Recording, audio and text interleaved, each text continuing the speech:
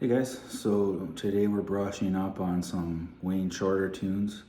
I'm gonna kind of talk my way through them, and I did one on Anna Maria, which is a great tune, and this is a much shorter song. The form is only 16 bars long.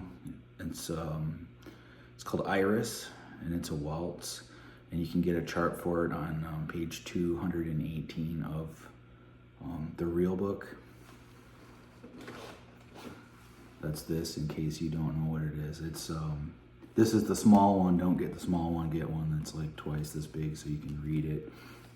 I have a bigger one here, so up on the music stand. So I'm gonna start off by just playing the head, like kind of chord melody style.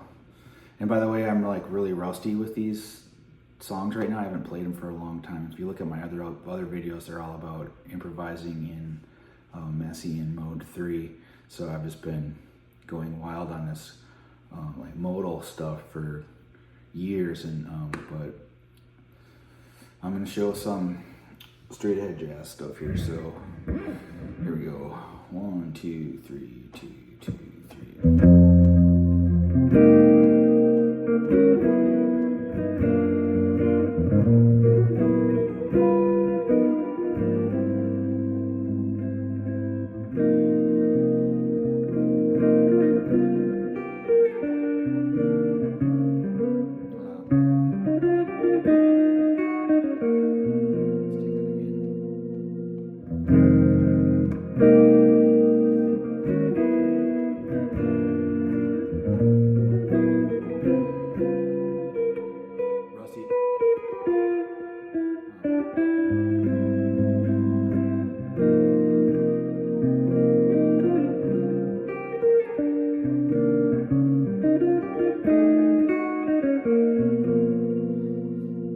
First chord of F minor 11.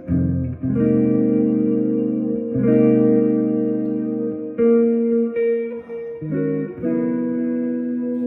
major 7 sharp 11, G flat major 7 sharp 11. So we'll take that. You can play that like this if you want. Just visualize it here. It's not very hard.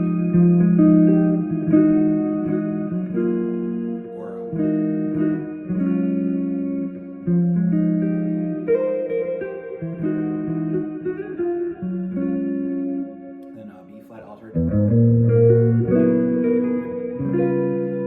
D7 sharp 11, A flat major sharp 5, then this C minor 7, 2 bars, D flat 7, back to C minor, back to D flat 7, to D flat minor flat 6, to D flat 7 again. So and we'll just solo over those changes a little bit. Maybe I'll comp it first. So.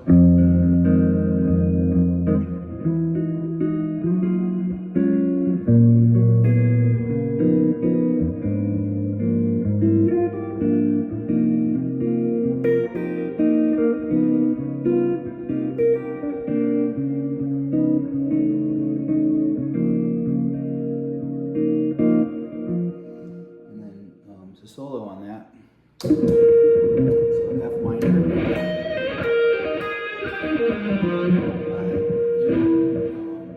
down to this. So when you see an E major chord,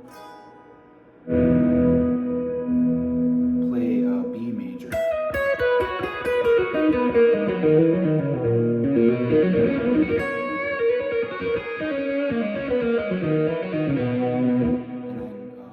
G flat major, so I'll just go down a fourth and play major, so that's D flat major.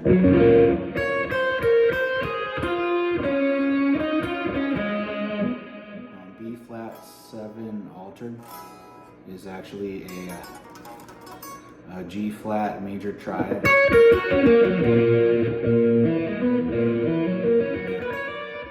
With a flat 6 and a flat 7 added on top.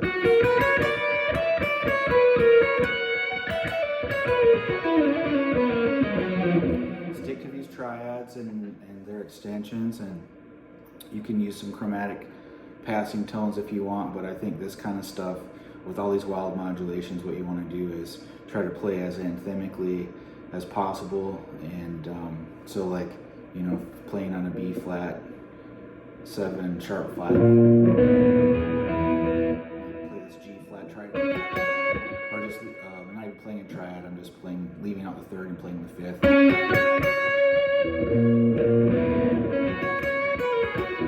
like that. Have stuff that just rings out really clear and get right to the center of the chord. That's the purpose of the triad, of knowing which triad to use.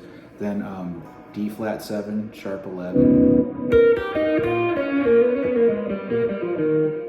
It's actually an E flat triad with flat 6 and flat 7 like before. So it's really, you know, don't think of them as chord changes necessarily. You can think of all these things as either coming from the minor or major scale, which is the same scale, and then, you know, that moves around on the neck, but it's not really a different chord. It's the same chord played in a different spot. So, you know.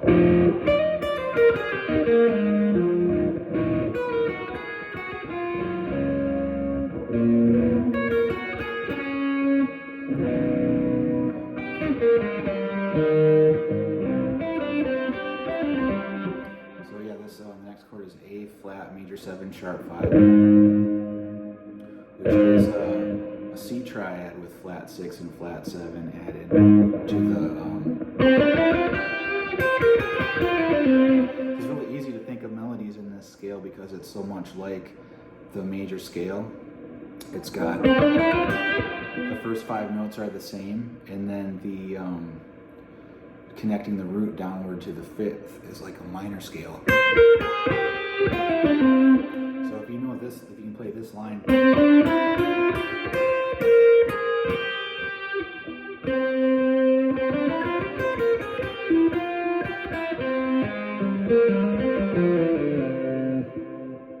Those kind of melodies are, I think, what needs to be played because they're very singable. You have to target things that are very strong and things that you would sing, hum, or whistle. That's sort of this, you know, I guess it's not a secret. Everyone's supposed to know that, you know, you don't just play fingerboard games and pick out notes from the scale. You're trying to play on your guitar the notes that you're hearing in your head, the notes that you would be singing, you know, the singing from the heart, as the saying goes. So A flat major 7 sharp 5, it's really a C triad.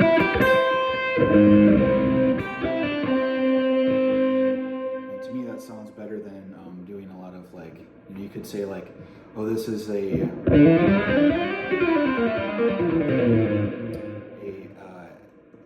F melodic minor scale.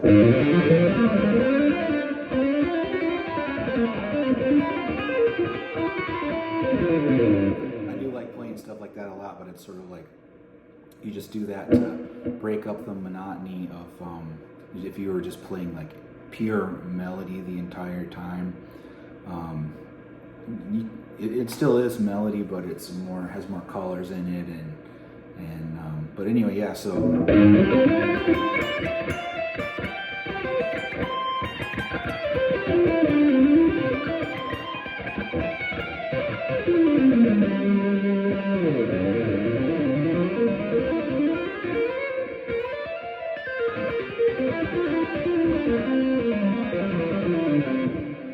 whole time, all I'm thinking of is just you know, trying to get a strong melody.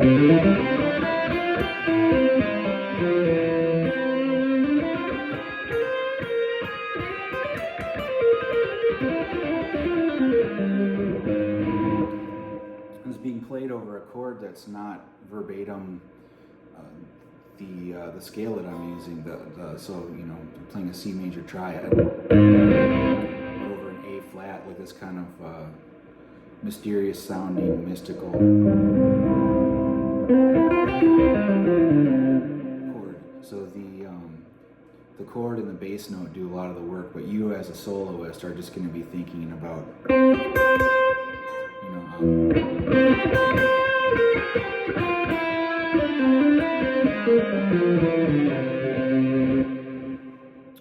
C minor 7 is next. So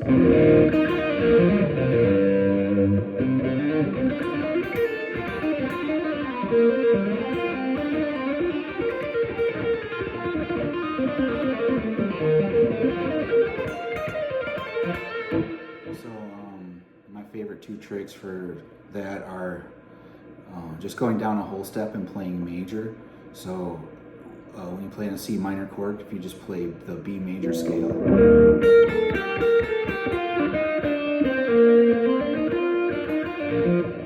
know, like a corny, an almost corny folk-like melody, sounds good when played over a different chord.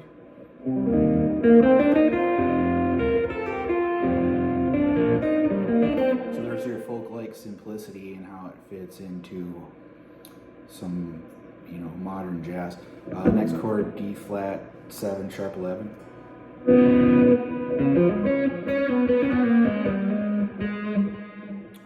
I just think of this as going up a whole step and playing this major triad with a flat 6 and flat 7 again. It's the same scale that we already used in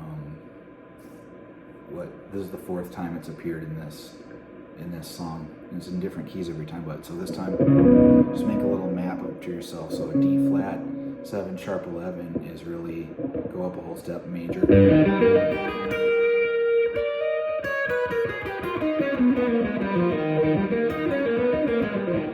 the simplest folk-like thing you can think of.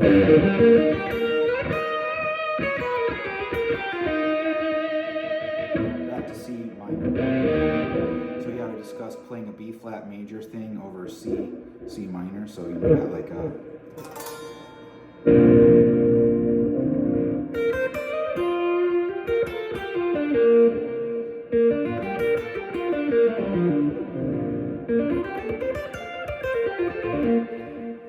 works real nice over the chord.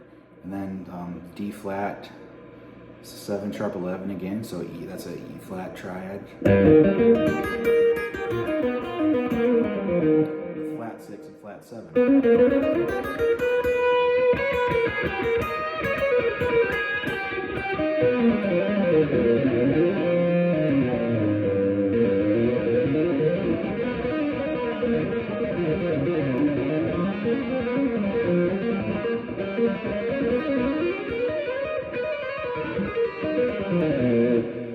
And then a D flat minor flat 6, which is such a cool chord. Which is just really another way of writing G flat Aeolian. I'm sorry, G flat Dorian. So when you see this, it's like a G flat Dorian with the 5th in the bass. So here's the difference, you know. For all intents and purposes as a soloist, it's the same chord. So you see this chord, it's D, I just think of D flat Aeolian actually.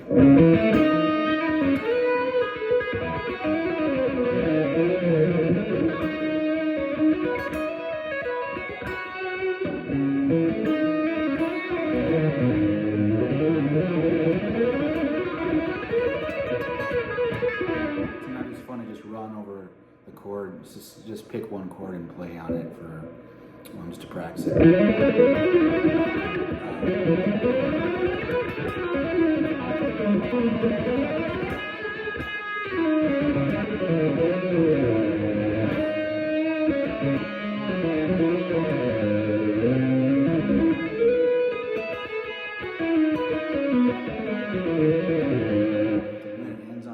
Of the D flat 7 sharp 11 again. So this chord happens 3 different times in the song. So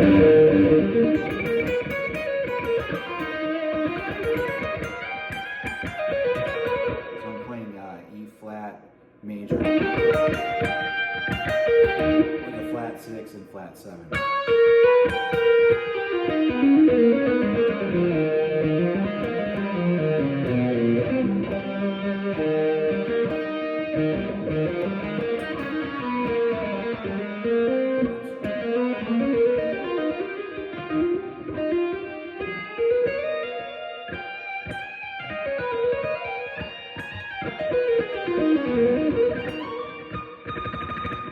frets. So